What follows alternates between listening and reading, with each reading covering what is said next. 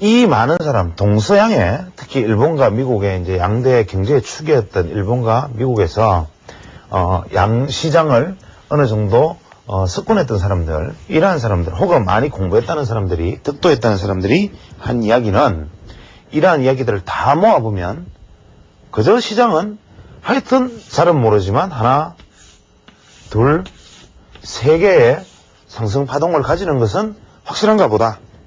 이것은 미국 사람도 이렇게 얘기하고 일본 사람도 얘기하고 경제학자도 시장 분석가도 기술적 분석가도 펀더멘탈론자도 다 이렇게 이야기하더라. 이거는 분명하다. 그 다음에 하락은 서로 이야기가 조금 엇갈리긴 하는데 엘리어트 같이 이렇게 B, C 이렇게 간다고 얘기하는 사람도 있고 또 뭐 사케다처럼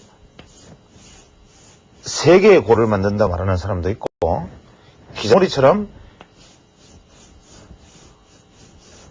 9개의 골을 만든다고 얘기하는 사람도 있고 이야기는 다 다르지만 이건 역시도 대충 보면 하나, 둘, 세 개의 골을 만들어야 주가가 바닥을 형성하더라 하는 관점에서는 같더라 이겁니다. 그러면 우리는 여기서 이 3이라는 숫자에 주목을 해야 된다. 파동은 무조건 이 숫자 3과 관련이 있다. 이것을 고려시대에 한국의 고려시대에 보면 이제 개성상인들이 상당히 그 인삼장사를 하면서 인삼을 교육을 크게 했는데 이분들이 38년이라는 이야기를 많이 씁니다. 38년. 이게 뭐냐?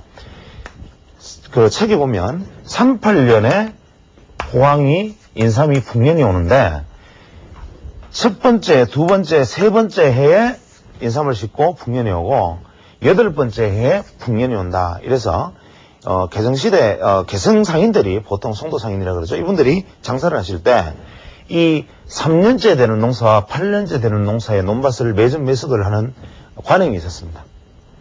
이건 역시도 제가 지난 시간에 말씀드린 이 바로 3, 8은 피보나치의 수에 해당됩니다. 이렇듯이 동서양의 과거의 고금을 넘나드는 어떠한 경우에라도 이 3이라는 숫자가 가지는 의미는 대단히 크더라. 그런데 제가 여기서 잠깐 돌아가서 자 여기서 3이라는 숫자까지 일단 기억을 해두고 기자몰이라는 분의 이야기를 잠깐 다시 꺼내겠습니다. 엘리어트는 제가 분명히 제가 몇 번 강조하는 이유는 이제 모르시는 분들이 여기서 각인하시라는 거죠. 주가는 한 번 오르고 눌림목 이후에 두 번째 많이 오르고 눌림목 이후에 세 번째 많이 오르는 이러한 파동을 가지는 게 주가의 기본이다. 이것은 계속 새겨두시라는 뜻이고 이 기자몰이라는 분은 제 홈의 방송 이후에 다른 분이 또 마침 거기에 대해서 참 반가운 이야기도 하고 기자몰이에 대한 이야기를 하셨던데 기자몰이라는 분이 어떤 재밌는 이야기를 했느냐 하면 다른 동문자하고 다르게 거래량 3법이라는 것을 그때 주장을 했었습니다. 당시에.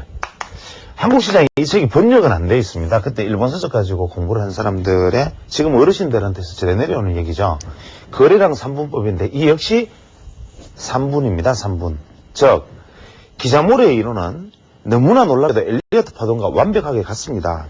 좀 더 깊이 들어가면 아시겠지만 이러한 것들이 이제 생각해보면 같다는 것을 전부 다 모든 분이 생각을 해보지 않아서 그런 건데 엘리어트 파동에 다시 또 앞쪽으로 넘나들겠습니다. 엘리어트 파동의 법칙 중에 이런 얘기가 있습니다. 파동 연장의 법칙이라는 게 있습니다.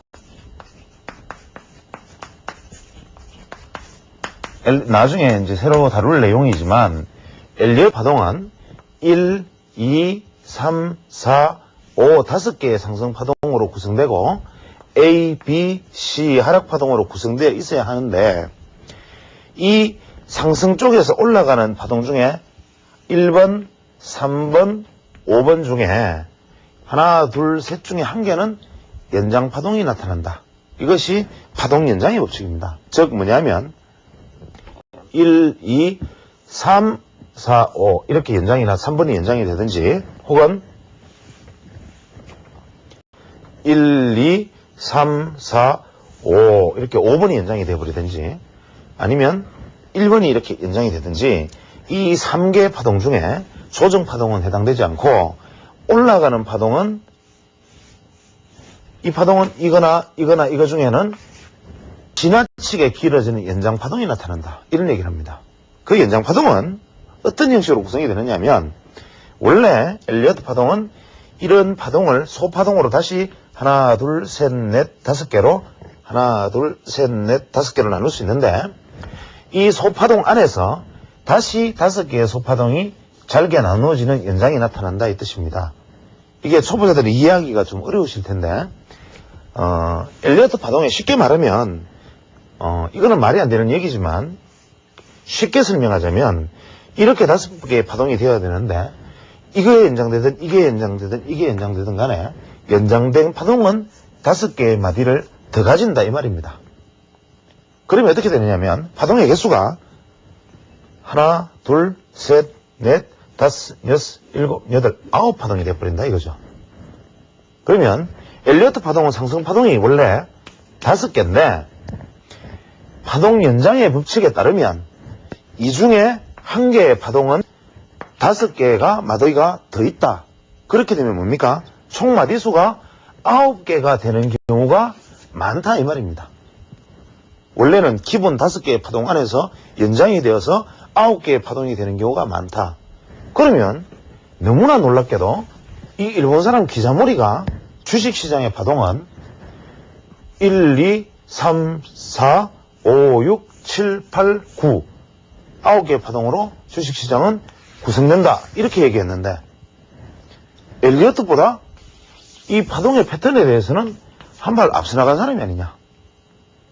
다만 엘리어트는 파동을 연장된 경우가 되지 않는 경우를 나눠서 기본은 5파동이 돼 연장 파동으로 9파동이 될 수 있다고 설명을 했지만 이 기자모디라는 사람은 묶어서 9개의 파동이다 라고 얘기를 해버린 거죠.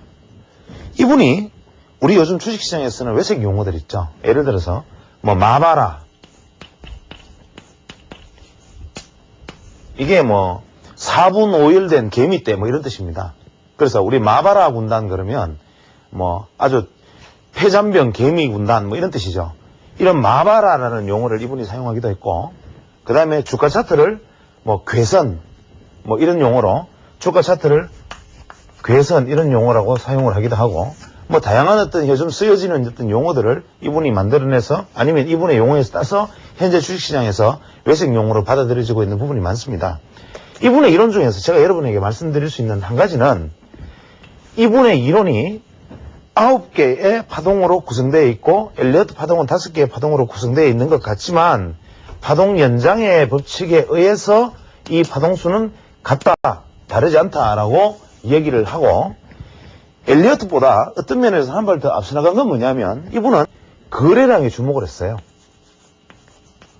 거래량 3분법이라 그래가지고 바닥이 주가가 하락하고 바닥으로 전환하는 지점에 이렇게 바닥 전환 지점이라면 이 바닥 전환 지점은 오른쪽 어깨가 높다. 그것은 당연하겠죠. 예를 들어서 1, 2, 3파동이니까 하락파동 이후에 지난 시간에 말씀드렸죠. 원래 기본 바닥평은 역헤드 앤 숄더가 기본적인 바닥형이다. 지난번 강의에 제가 마지막 시간에 했습니다. 이 바닥 파트는 다음에 진지하게 다루겠지만 그러면 진짜 주가의 반등은 뭐냐? 바닥의 형태가 이렇게 나와야지 이렇게 나오거나 이렇게 나오는 바닥은 바닥이 아니다. 이런 얘기와 파동론에서는 일치한다는 겁니다. 그러면 우리가 파동론의 관점에서 보면 거의 대개 우리가 흔히 말하는 이중바닥이라고 쉽게 말하는 부분들 뭐 이러한 이중바닥 혹은 뭐 이러한 이중바닥 이러한 것들도 이중바닥으로 받아들여서는 안 되고 이것은 파동 계산이 잘못되었고 실제로는 이것은 하락파동 전체에서 하락파동의 마무리는 여기였고 이렇게 가는 파동이다 이렇게 되는 거죠. 내용이 어렵습니까? 그런데 이분이 중요한 것은 이런 이야기는 나중에 해나가기로 하고 바닥을 형성할 때 거래량을 봉으로 보았어요. 이분은 봉으로. 즉 거래량 지표는 봉 차트로 나타내면 뭡니까? 저가는 무조건 고정되어 있는 지표입니다. 예를 들어서 우리가 가격이라는 것은 예를 들어서 주가라는 것은 봉이 주가가 오르고 내리는 데 따라서 얼마든지 주가 이동 평균선이 내리락 할 수 있지만 거래량 지표는 최악의 경우에 제로. 거래가 한 주라도 형성되면 무조건 봉이 생깁니다. 그러나 바닥선은 무조건 일치하죠.